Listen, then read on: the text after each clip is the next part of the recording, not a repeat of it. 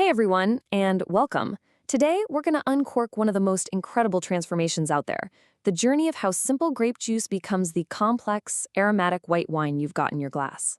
Let's dive in. I mean, really think about it for a second. You start with something that's basically just sweet fruit juice, right? And you end up with this amazing symphony of flavors and smells. How in the world does that happen? It's like a little bit of modern magic, and we're about to pull back the curtain and see how it all works. Now, making white wine is a pretty long journey with a bunch of different steps, from the vineyard all the way to the bottle.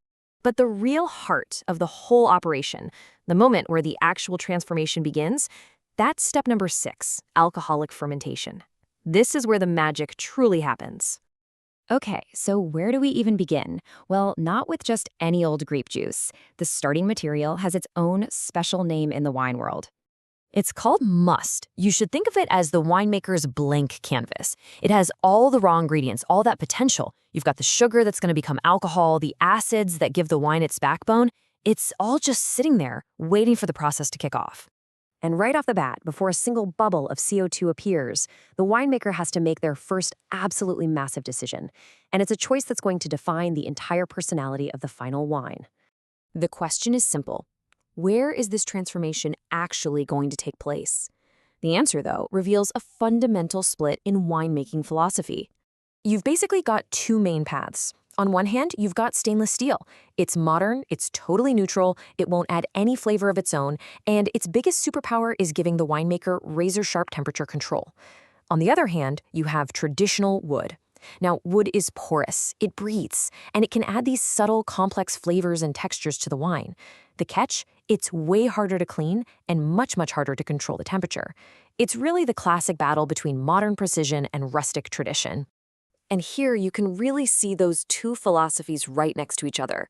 I mean, look at that. On the left, you've got the shiny, almost clinical perfection of stainless steel, and on the right, the warm, historic, almost romantic feeling of wood.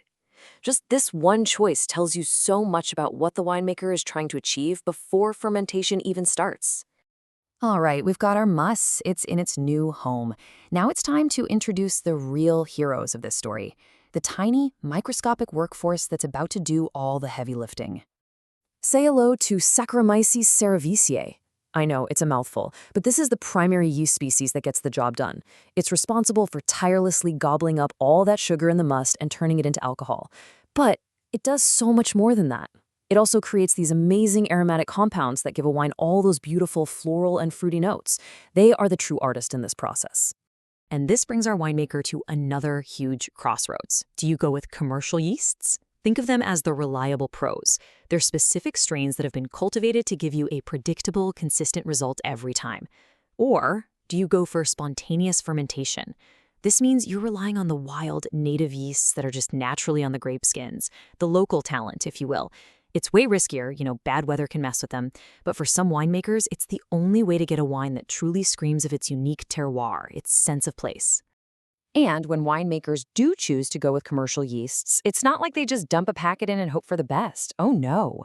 It is a highly controlled scientific procedure. The yeast has to be rehydrated just right, its temperature has to be managed perfectly, all to make sure you have a strong, healthy army of yeast ready to go to work in the must. There is zero guesswork here. So the yeast is in, it's working away, but the winemaker can't just kick back and relax, not even close.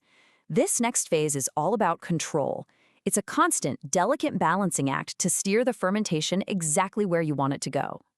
And of all the things to control, temperature is probably the most important. For white wines, there is a very specific sweet spot.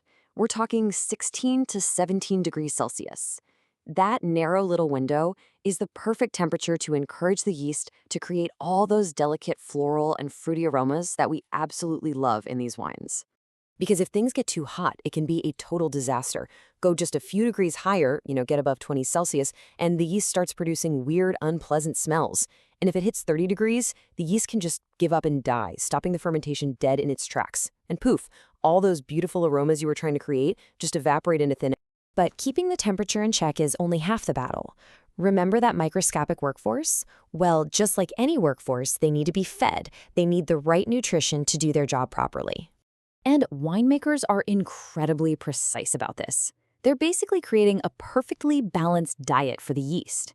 They add essential nitrogen to make sure the yeast doesn't get stressed out and start producing funky smells. They add key vitamins to keep them healthy and working longer. They even add something called survival factors, which basically toughen up the yeast's cell walls so they have the strength to make it all the way to the end of fermentation. This quote from D. Daltail just captures the feeling perfectly. The job isn't over till it's over. Especially during that final stretch, the winemaker has to be constantly watching, always vigilant, making these tiny little tweaks to guide the wine safely across the finish line.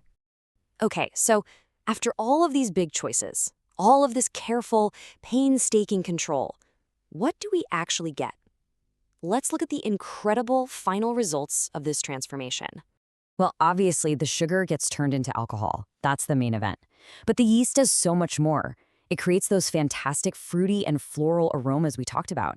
And then as the fermentation finishes, the yeast cells start to break down, and they release these compounds that have a huge impact. They give the wine a richer, fuller feeling in your mouth, what we call mouthfeel. And they also help preserve the wine, making sure it stays stable and delicious for the long haul. So let's just quickly recap the winemaker's playbook. It all comes down to 3 key decisions, right? First, the vessel. Are you going for the control of steel or the character of wood? Second, the yeast. Do you want the reliability of a commercial pro or the unique terroir of a wild card? And finally, the control, that meticulous day-in, day-out management of temperature and food to get a perfect result.